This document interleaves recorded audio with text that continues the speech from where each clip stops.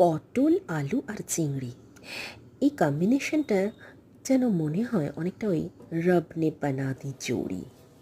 পটল আলু চিংড়ি করবার জন্য ভালো করে ধুয়ে নিয়ে চিংড়িতে মাখিয়ে নিতে হবে নুন আর হলুদ। গরম সরিষার তেলে চিংড়ি হালকা ভেজে তুলে নিতে হবে।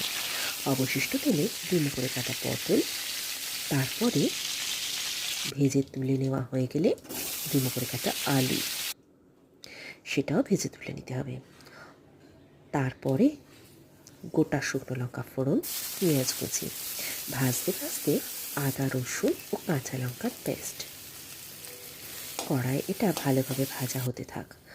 ততক্ষণে কাজু বাটা, টমেটো কেচাপ, 2 চামচ পোস্ত বাটা, সামান্য টক দই, ধনে গুঁড়ো, জিরে বাটা, গুঁড়ো লঙ্কা মিশিয়ে একটা পেস্ট বানাতে হবে। এটা কড়াই দিয়ে দিতে হবে। অবশ্যই বাটি ধুয়ে একটু জল দিয়ে দিতে হবে কষানোর জন্য। ভালোভাবে কষানো হয়ে গেলে দিয়ে দিতে হবে হলুদ গুঁড়ো। এতক্ষণ কিন্তু আমরা রান্নায় কোনো নুন ব্যবহার করিনি, একমাত্র চিংড়িতে নুন মাখানো ছাড়া। তাই ভাজা পটল আলু চিংড়ির সাথে দিয়ে দিতে হবে স্বাদ মতো নুন। এরপর নাড়াচাড়া করে গরম জল দিয়ে দিতে হবে।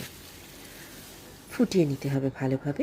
আনাজ যখন ভালোভাবে সিদ্ধ হয়ে যাবে তখন সামান্য চিনি দিতে হবে, নইলে টক দইয়ের টকটা অ্যাডজাস্ট হবে না।